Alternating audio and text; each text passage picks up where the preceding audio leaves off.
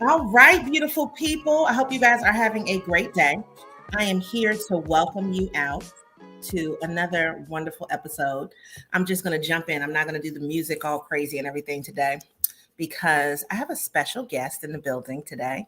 And I want you to know something. This whole entire process of working with She Podcast in order to interview some of the speakers that will be there in June has already been so amazing for me. I have personally learned a whole bunch of things. And if I've learned stuff, that means you've learned stuff as well. So let me introduce myself. I'm Chisa Penix Brown, and I'm the Chief Curator at Give It to the People, which is a mental wealth company that helps you to get your mind right and your money right. Today, we're actually in our home office as opposed to in our regular studio, but it's because it's raining outside. And so, sometimes when you're an entrepreneur, you actually get to decide what you want to do with your day. And I decided we were going to stay home today. And I'm glad though, because again, being able to interview all of these great women is just a pleasure. And so we're focusing specifically on the BIPOC women that are participating in this, because that's what we do with our business, is work with BIPOC organizations, women, and nonprofits. So it just made sense. And I'm really, really excited to bring on Nikita Burks-Hale. So Nikita, how are you today, beautiful? Happy Friday. I am doing all right despite this cloudy and rainy day here in the South. Yes, yes. Okay, so Nikita, I saw you in Arizona. Yes. I saw the coloring books, and I'm going to be honest, I thought that's such a great idea. And it's one of those things where I'm like, I never really thought to put together coloring and podcasting, but I'm glad somebody did. Now, I do love a good coloring because I wrote my book. I think she's about 6 going on 7 years old, called The 90-Day Focus Your Action Plan for Success. And I put coloring pages in the back. Mm-hmm. And I did that intentionally because I think sometimes we get a little bit bogged down and we need to maybe transition our minds from something else. So I want to know, first of all, what made you come up with this concept? And just give us some details about how you started Headphones and Crayons. Yeah, so again, thank you for having me. I'm really excited to share this next half an hour with you. So I really got this idea from a dark place. We're all about real talk, all about transparency and showcasing, like you say, that mental wealth, because mental health is it's what we do. It's what we're all about. It's how we live and prosper in the world. Mm-hmm. So coloring came at a really dark time after the birth of my second child. And I was struggling with postpartum depression and anxiety. I had stopped the podcast, I had stopped the business, and I was just really in a dark place. Mm-hmm. So I found coloring, and it gave me a chance to just breathe and say, what do you want? What do I need? What's going on in this moment? And so that led me to this journey of using that space every time I color, creating that space for others to just stop, put down that cape, put down all of these expectations of us, especially as women of color. Mm-hmm. Of what actually do you want? What do you need in this moment? And doing that while coloring. And that's shown up in the podcast, shown up in my business. And that's how Headphones and Crayons. Headphones is the audio, crayons is that visual kinesthetic came together.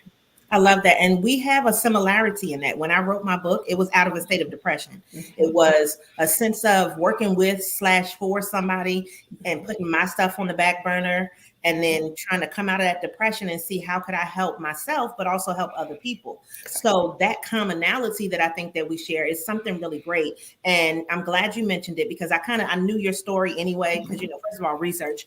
Yeah. But second of all, it is Black Maternal Health Week right now. Yes. And so I'm glad that you definitely are willing to share a little bit of that. So when you were, just going through some things, right. A lot of people suffer from postpartum depression. Exactly. And what was it about coloring that got you out of that funk and made you say, you know what, I think other people should get out of the funk too? Yeah, it was really how I felt coming out of it. So this breakthrough happened at 3 a.m. in the morning in between feeding sessions between my toddler and the newborn. Mm-hmm. I grabbed a past due bill, some broken crayons on the floor, and literally it was like, I need to do something. Otherwise, I don't know if I can do this life thing anymore. Mm-hmm. So I just literally went back and forth for like half an hour in this trance. And when I came out of it, I was like, I don't know what just happened, but I feel like I can live another day. Mm. And the fact that I could say that and feel that, what happened in that moment? And that took me on this journey and this search. How do I keep replicating this moment? First, I can live another day. 1, I can thrive another day. then I could hope for another day. How can I help this for others as well? So it became this building block. And when people are looking at you, the first thing I think of personally is a Black creative, because to put those two things together, I think can be a powerful, just meditation, maybe. Like I kind of look. I mean, you could look at it from so many different directions. When people come to you and they're just like, "Listen, I want to color." Right. I love the fact that they're coloring while they're doing the podcast. Yes. And have you found that that's helped other Black creatives or just other creatives in general? 1000%, because with my podcast, I only speak with folks of color as well. And it's because the sacred space that we create where we can have authentic dialogue, but also turn off that part of the brain where we may be worrying about, what do we look like? What are we thinking about? What do I need to do after this? Do the kids need groceries?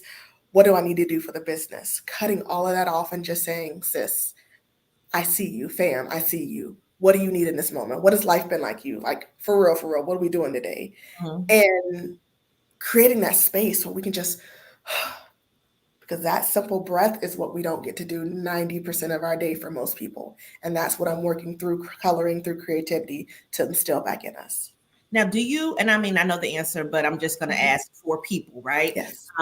Are these things also in person, where somebody can feel that Nikita energy in real life? Because I know that it's great to do things online, but now that the world's opened back up, we still want to be able to be in real life as long as we're in safe situations. And with you having small kids, I know that that may have been a barrier to you coming back out into the world, to do sessions like that. But you are in Atlanta, and so can people come and actually experience you if they're not coming to She Podcasts? So I'm working on some pop-ups around the city as we speak, trying to get some. For now, folks are hiring me, whether it's, hey, let's meet for a color and chat at the local, like at Delia's chicken sausage place, or let's come to my company, come to my coaching group, and let's have this conversation together, getting pizza or at Papa Do's or somewhere. And so, yes, and I'm working on more formal ways to do that now. Yeah, and I think that that's a wonderful thing, because people they want something different too. Exactly. And I think it's definitely something that women can be a part of, where it's like, look, this could be a girl's day out kind of thing. So for hire, go ahead and book is what I heard. Exactly. Yes. Now let's talk about podcasting a little bit, because we're podcasters, right? Yes. And part of us being podcasters means we get to share ourselves, our view of things with the world. Right. So if a person says, listen, I'm new to podcasting, coloring might not be my thing. And then from my podcast with Real Ass Affirmations, they might be like, cussing's not my thing. Right. Which cussing could be everybody's thing if they want it to be, right? Exactly. Real life, right? Right situation, yes. Ours are so different than each other, but we still have a core value audience of women, right? For the most part. But if a person's saying, listen, I'm new, how can I get into this? Or what advice would you have for them if they're starting a brand new podcast? So I would say you're new to podcasting, but what you do is not new. Just the avenue that you're choosing to express it is what's new. You do you every single day in every single way. And so what are you bringing into this field? Oftentimes folks feel so novice. It's like, I don't know how to do a mic. I don't know how to do press record or edit. And it's like, okay, well, let's take all that out the way. What are you bringing? Who are you? What are you bringing into this field? What's making you want to start a podcast? So I always tell folks, start with you. Like, what are you wanting to do? No matter how off the wall this idea is. Oh, there we go. I was like, we're talking real talk apparently. But I was like, did the kids cut the lights out? But it's okay. It's good. But yes, bringing what is you. What do you want? What makes you an expert? And that can be an experienced expert. Bringing that to the table first. And then you've got plenty of support in the podcasting world, especially around folks of color, to add podcasting through that. Do you feel like there is enough though? And I'm saying that because I know that I said this year I was going to intentionally make sure that I could attend some of the podcast conferences, and I was going to specifically attend the Black ones. And I'm just being honest with you. Now, She Podcast is always going to be my favorite because that was my first podcast conference I ever went to, and it felt amazing at a time that I needed it to feel amazing during COVID. Right. But I said, you know what? I'm going to go to some more podcasts. I'm going to travel because that's what I feel like I need as far as. But do you feel like there are enough resources out there for creators of color? No, Okay. definitely not. Not for us, by us. And the ones that are, we are working our ass off. I'm assuming we can cuss Oh, to make the, I know, yes, to make it happen. And uh-huh. so in a way that's equitable, in a way that feels good, there's not nearly enough resources. No. And we don't have some of the money that comes along. Exactly. So this industry is still dominated by white males. Yes.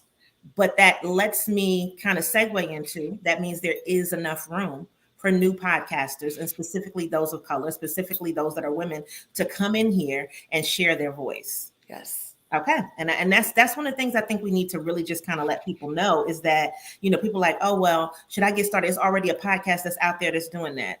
But they don't have your experience, Exactly. and they're not going to speak in your voice. And it does make a big difference. Now, one of the words that to me gets overused, not just in podcasting, but in business, is the word authenticity. But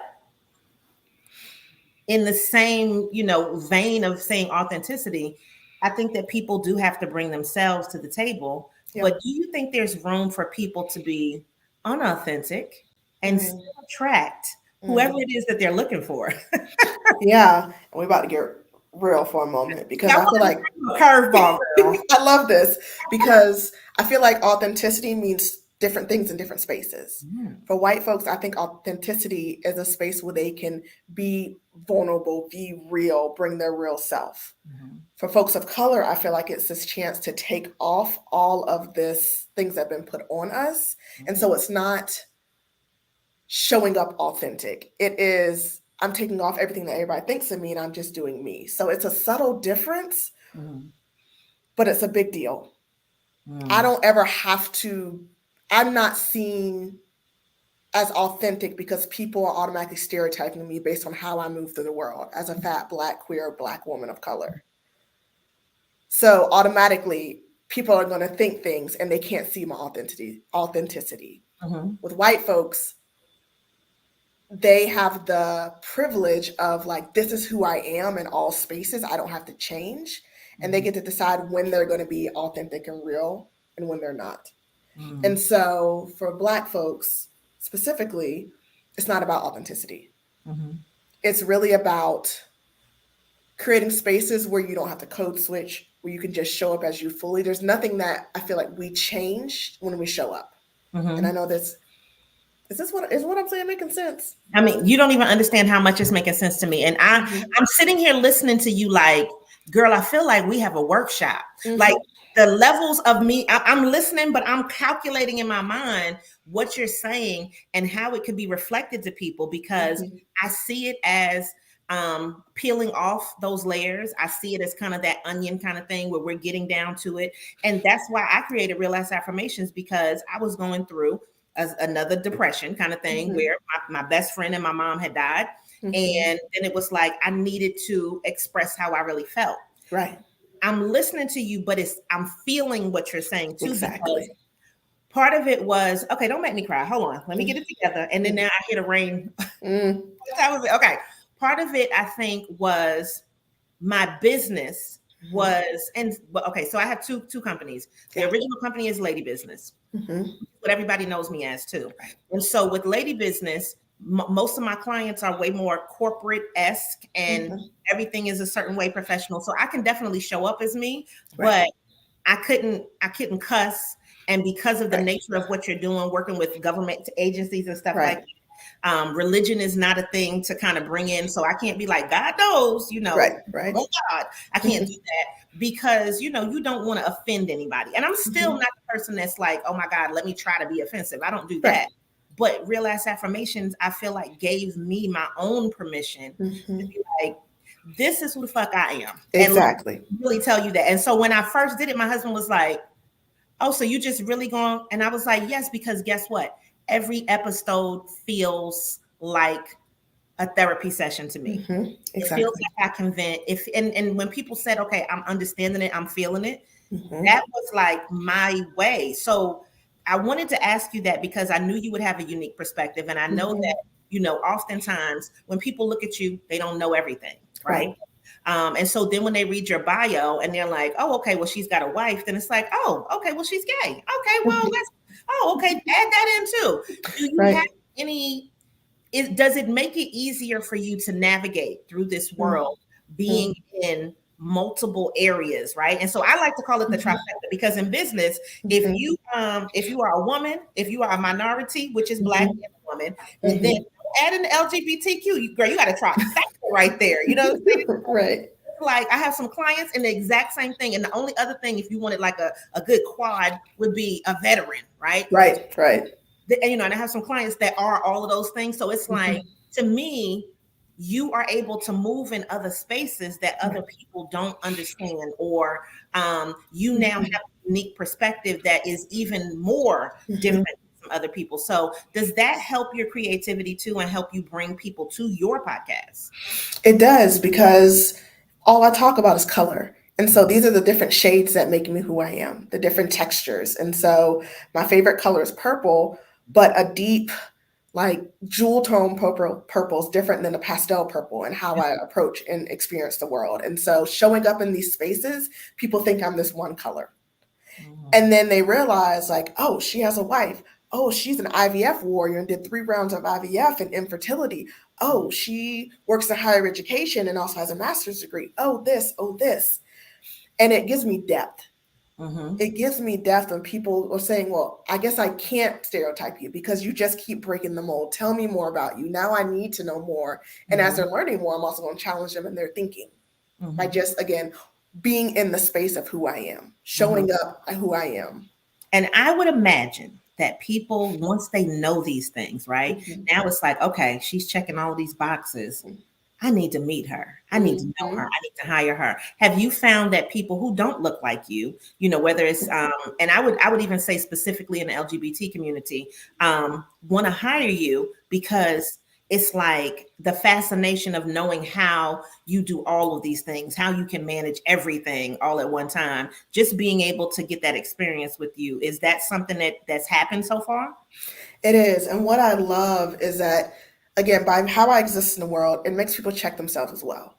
Because checking all these boxes also runs the risk of me being that token person, which is something I had to learn.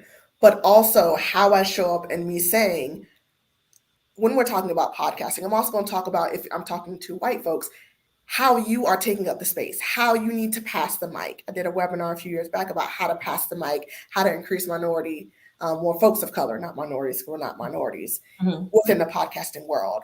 So I hear all the time, we were going to come to you a year ago, but we felt like we had to get some things in check. We felt like we had to come correct or really rethink some things because we needed to do more before we came to you. And that is the highest compliment, because I'm not a token. I'm not going to be the only one, because one, I have 2 small kids. I ain't got the time for it. I ain't got the energy. And also, there's so many more of us out here. That is why I think new podcasters of color feel like there's not space for them, because everyone is used to being the only one and only given space to be. We only let you in. Yep. You're the one Black. We can't let nobody else in. You get the quota. Exactly. And like, that's not what we do here. That's not what we do. There's room for all of us. The more, the merrier. And I love that too, because I've had some people approach me recently and they're like, well, look, we want to increase diversity. And tell me how you feel about this. When I say, sometimes it's a simple thing as tweaking the name of what you're calling whatever it is. So if you're saying, okay, well, we want to help people start businesses. Okay. That sounds general. But then when you say, we want to help Black women start businesses, then it pulls in people because they're tuned into that thing, because they fit into that mold. Well, I'm a Black woman. I want to start a business, And so have you found that you may have needed to, kind of change titles to attract different people? Because essentially we're doing the same thing. We're still going to give you the energy. We're still going to, teach you what you need to know. But have you done a little bit of that tweaking just to kind of skew the audience in a certain direction? I have. It's something I've actually, I'll say, struggled with when I have my podcast. Really, am I going to say that I only color with folks of color, with Black women or Black and brown folks? Because in doing that, it made me feel, well, one, what I saw as soon as I said that, every white person and their mama wanted to get on my podcast. And I'm like, interesting. But I also didn't want to leave some folks out, because strategically, these white voices have money attached. And that is just a neutral statement. And so I want to teach people. And also, I'm not so caught up in stereotypes that I think I have to do it by myself. No, there's a reason why there's allies and accomplices. You're going to do the work with me. I'm not doing this all by myself. That's not what we do here. And so being intentional about who am I talking to? And so I love to tell with my clients, like if you're sitting in a coffee, like in a club, or you're on a stage, let's say you're on a stage, you're having this conversation, I'm talking to you, but I also want everyone else to know that they can listen as well. So how do you do that? And so I'm talking to Black and brown folks. Miss Whitey White and the best love can listen as well. We may have connections in other way. You can be on my Instagram live, but I'm talking to you. And so being direct in my wording, in my audience has really helped me, and not being afraid, well, I'm gonna like shut some people out. No, I know exactly who I'm talking to. That doesn't mean other people can't listen and inquire. I may create other opportunities for you, but this one right here is for you. First of all, let me tell you how I love the stand on. This is what I'm standing on. And so that doesn't mean that there isn't other rooms that you could be in, but this room right here has a very specific purpose. It is tailored to these people because this is my audience, and get along with it, come into the room, pay attention, see what you like. Because what I could say is, just from listening to your podcast, you go deep, like with the conversations. And so it's drastically different because on mine, it's just me. So I'm telling you how I feel or about a situation and kind of giving advice, but you're going deep, like on some old Barbara Walters, you know what I'm saying? Go in, you know, and get all the details. And I think that it gives so much just life lessons, but business acumen, and you know, getting to know a person a little bit deeper than you would have, you know, had it just been something general. And so that's why I said, you know what, I'm gonna change the way that I do this interview, because she has so many facets to her that I want people to just be able to experience it. Because I think if you do that, then it says, well, I've got to listen to the podcast. I just got to jump into it, right? So tell people, if they said, okay, listen, I want to improve. I'm already podcasting. What is one thing that a podcaster can do to improve immediately? One thing a podcaster can do to improve immediately is ask yourself what you really want to do. Because there's always what you are doing currently, but what we're secretly doing is working to that other thing. So get clear on what is it that you really want to do. And that it usually pops in either that first or second thing. And from there, what would it look like to work towards that? And that just shifts the perspective. It's not always about hiring out and delegating. We get to that, but it starts with your perspective shift first. Yeah. And I mean, that's why I said, listen, I would love to podcast full time. And so for me, I've been working full time for myself for, I don't know, since 2008, right? And I said, I don't ever want to have to go back to a job. So that means I got to do what I got to do every day, you know what I'm saying, to go ahead and get the money that I need. You know, I have a certain lifestyle I want to maintain. And so in order for me to do that, that means you have to work, right? And so, but it's a different skill set to be a podcaster. And I think that sometimes people think they can just get up and talk, but you know, in this, I mean, and you're only the third interview of this series, right? So we have a bunch of other women to interview. There are 100 different speakers that are going to be at She Podcast. And, you know, just from these 3 episodes, one of the things that I love is that, you know, people are doing it full time, which allows you to see, okay, well, what do I need to do to tweak this so I can get to that full-time status of podcasting? And I want to say just podcasting. Everything else can be extra money, right? But this is what I want to do as a full-time thing. And so working toward that definitely means we have to focus on that now. So that in a year, 2 years, 3 years, you know, are there any like awards that you would like to win? And I don't even know if you're an awards accolade kind of person, because I'm gonna be honest, I am. You give me an accolade, I'm like, oh my God, thank you so much for this pen. I just won this pen. Exactly. You know, so is there anything that, you know, goal wise, since you said that you have as a big goal that you would like to achieve? Yeah. So 2 things. One, I would love to have my podcast be an award-winning podcast. Because I know that it's different. I know that it hits different. It feels different. There's not anything, a visual art-based podcast for people of color. Like, we don't do that. we do now, but previously we didn't think we could do that. And then the other one is as far as like dream guests, like everyone's like, oh, I want Oprah. Oprah's awesome.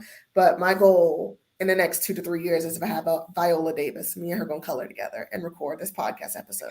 And so when I hit that just means not that I've made it, but that I've allowed myself to be seen so much that she comes to me.